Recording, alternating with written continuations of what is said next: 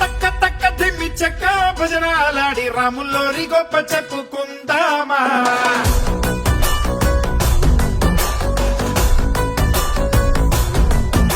ఆసాముల్లోరి పక్కనున్న సీతామాల చుమ్మమ్మ లక్షణ